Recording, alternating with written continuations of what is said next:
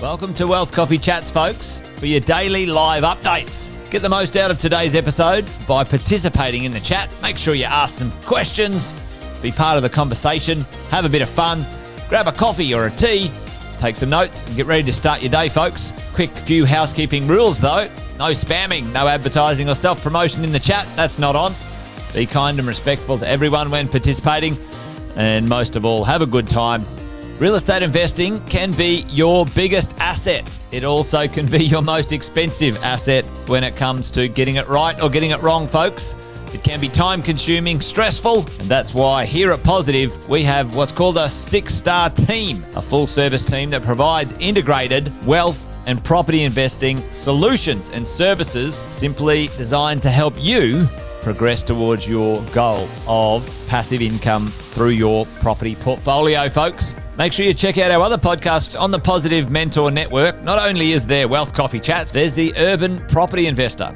Drops every Wednesday with straight talking investing strategies and lessons with Sam Saggers. Property Investor Tales. This is where our clients, you guys, share real life stories from property investing, hosted by some of our advisors and strategists. And that's done every fortnight, dropping every Monday. Wealth, Wine and Wisdom, folks, that debriefs the week that was in the world of finance and property, hosted by yours truly, Jason Witten and Andy Fenton on Fridays. Hey, good morning, folks.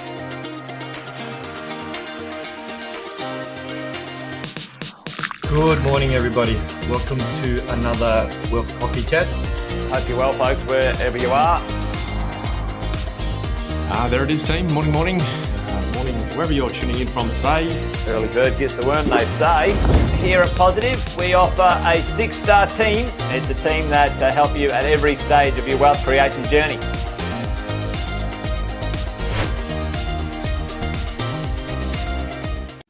General advice disclaimer. The information provided is general in nature and does not take into account your personal objectives, financial situation, or needs. Before acting on any information, you should consider whether it is appropriate for your circumstances and seek professional advice from a licensed financial advisor. While every effort has been made to ensure the accuracy of the information, it is not guaranteed. It is based on our understanding of regulations and laws as at the publication date. As these are subject to change, you should talk to a professional advisor for the most up-to-date information. Any examples or illustrations provided are for illustrative purposes only and are not a guarantee of future performance. We do not accept any liability for any loss or damage incurred by reliance on the information provided. Any opinions expressed are subject to change without notice. Past performance is not indicative of future results, and all investments carry risks.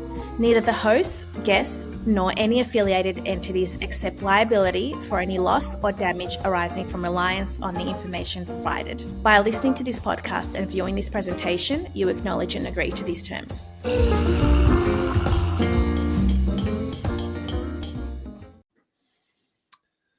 Good morning, everyone. I hope everyone is doing well. Welcome to another episode of Wealth Coffee Chats with myself, Alex from Financial Planning. So today's topic, the one money move that 90% of Aussies regret not making sooner, right? So what does that mean?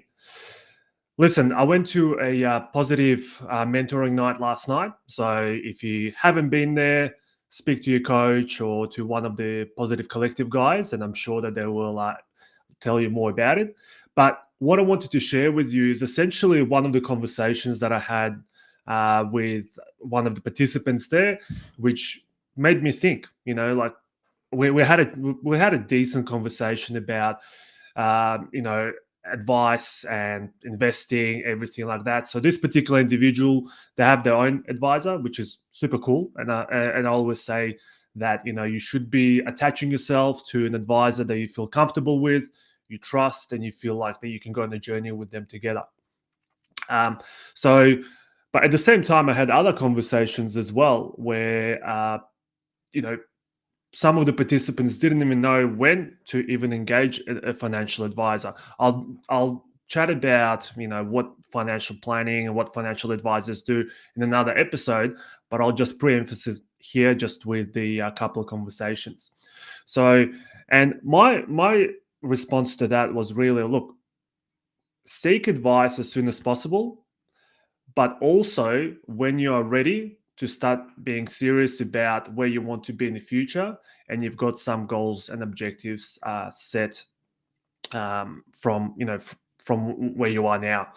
Because ultimately, financial advice is not for everyone, right? So I remember when I was just finished school, went to uni, this was not on my radar whatsoever. I didn't even know what it was, what it does, nothing. However, dealing with so many clients, we see clients coming from different paths, and typically, if I was to go through the list, we might get a client who's about to retire. So they come to us and they say, "Hey, Alex, I want to retire in the next year or two. What should I do?" And I would say, "Look, okay, great. We only have 1 or 2 years to work on this plan that you're literally about to embark on 20, 30 years of retirement."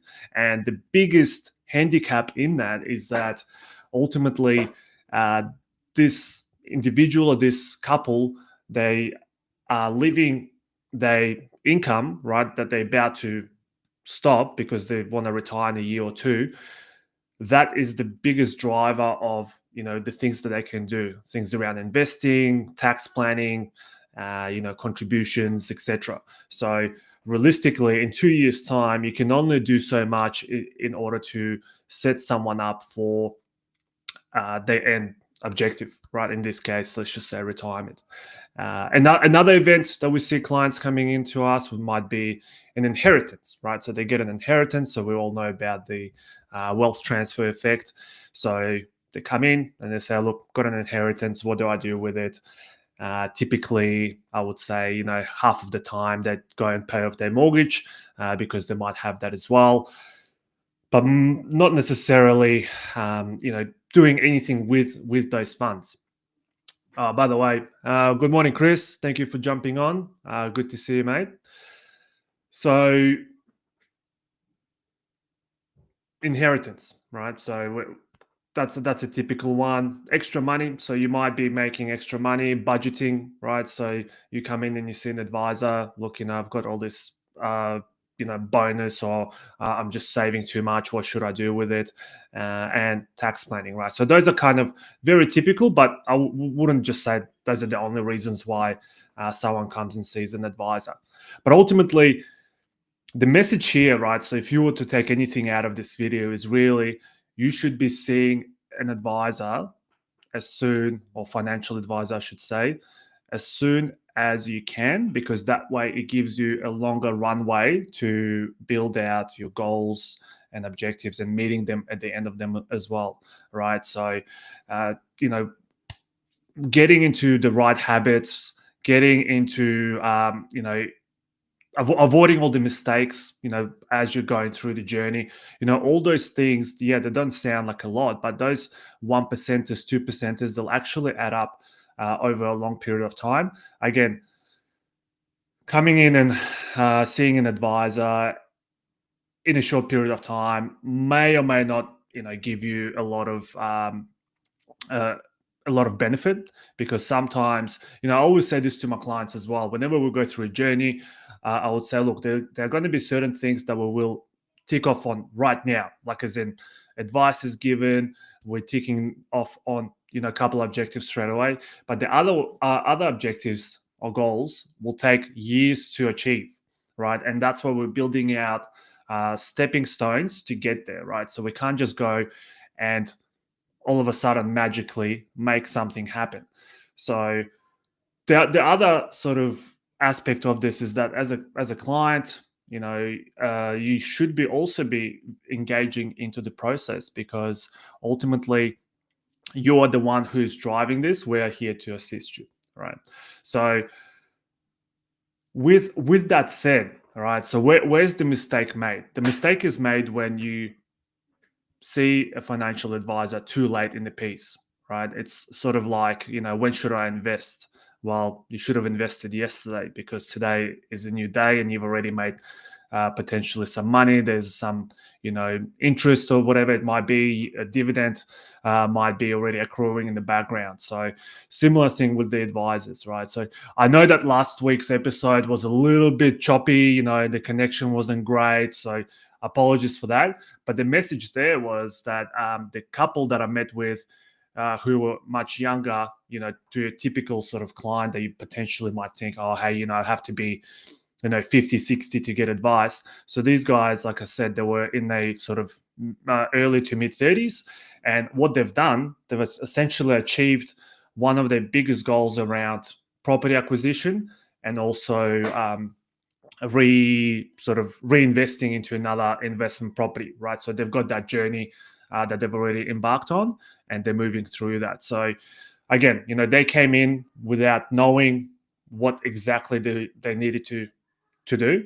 And then through our conversation, we identified all the issues and things that we could be working on in that sort of, nice and early, because now, there's very high likelihood that this couple will end up in a much, much better position down the track because what they did, last year with their finances.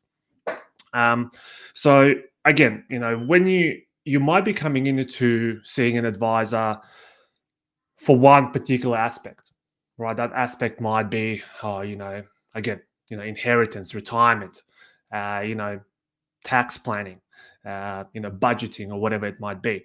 However, through our conversation, typically we would find other areas that you may potentially miss, but could be super, super crucial to your overall strategy. Things like, risk management, right? Typically the clients that we deal with, they are accumulating, they're buying investments, shares, property, whatever it might be. So, and there's a time when they take on debt in order to do that. So to protect that particular strategy, we have a risk management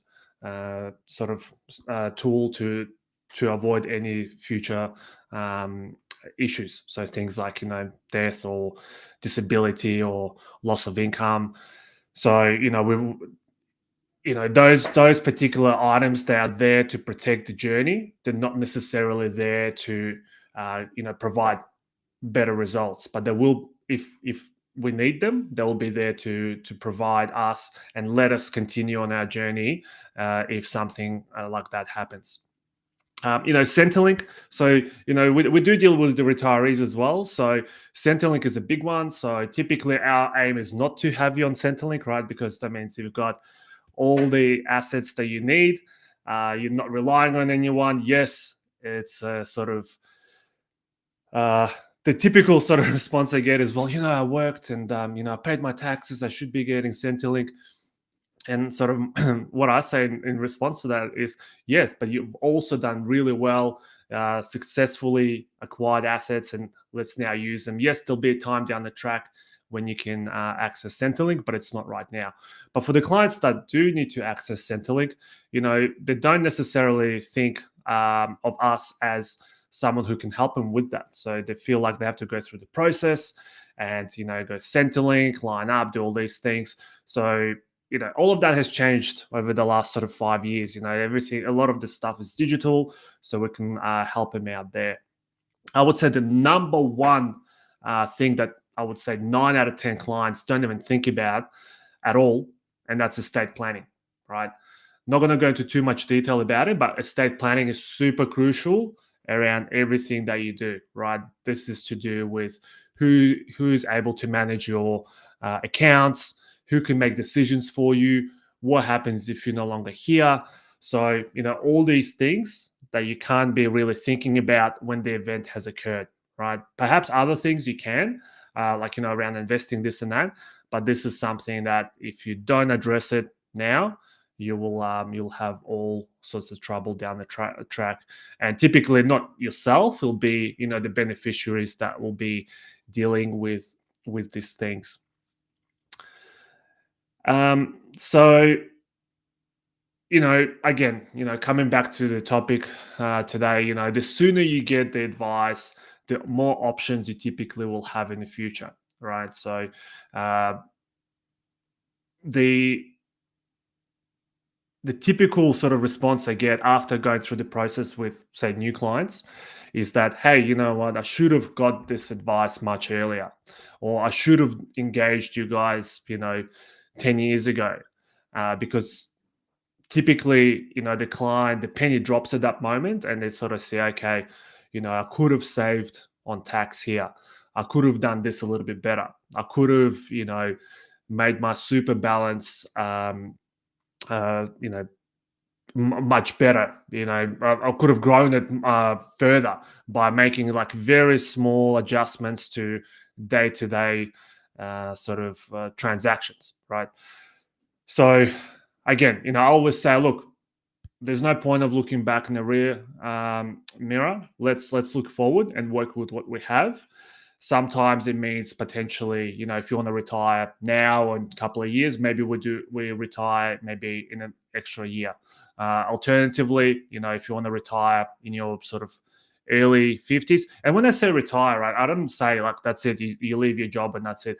It's all about flexibility, right? It's about being able to say, hey, you know what, I'm only going to work 2 days a week, right? I only want to work 3 days a week. Or maybe I want to go and just volunteer somewhere, right? So these things are choices that you can make if you've made the right decisions in the past, right? So you can't just go out and say, yep, I'm going to go and become a volunteer.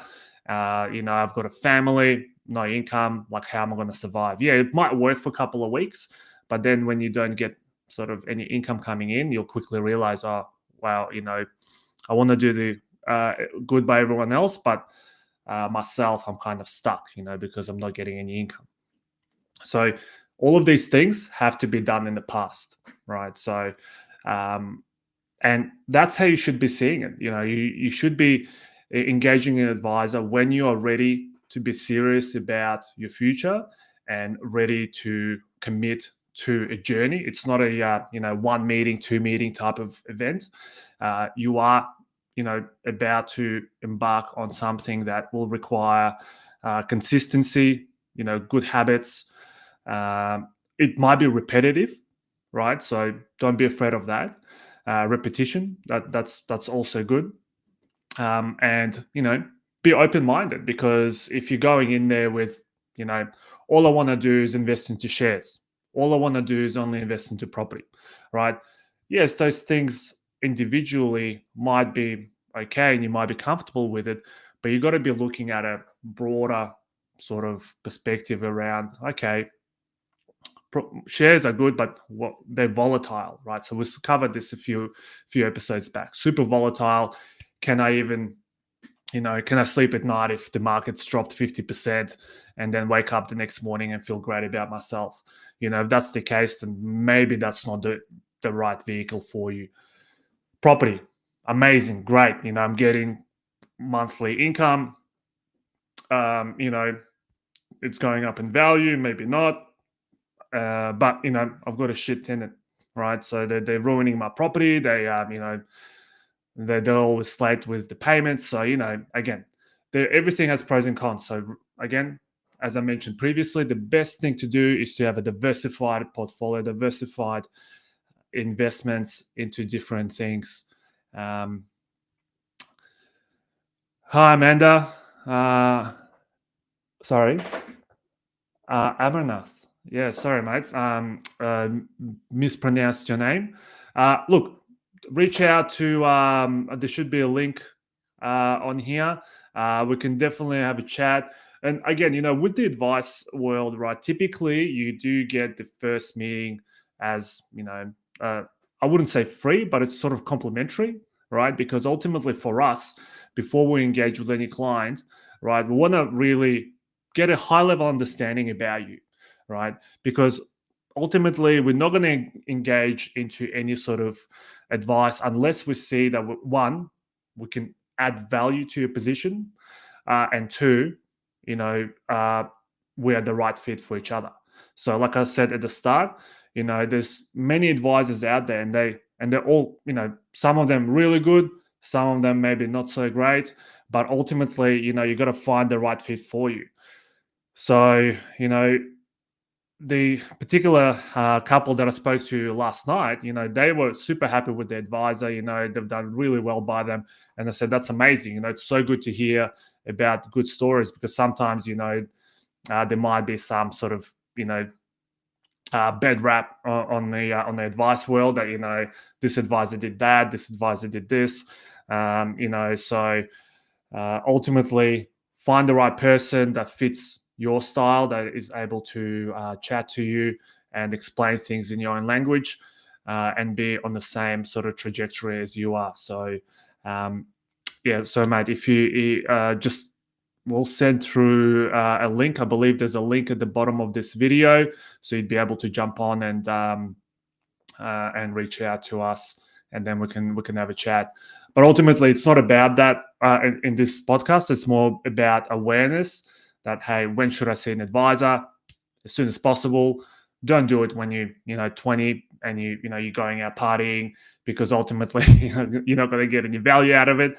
But once you're serious, you've got some ambitions, you've got goals, you're investing into different assets, how to hold those things.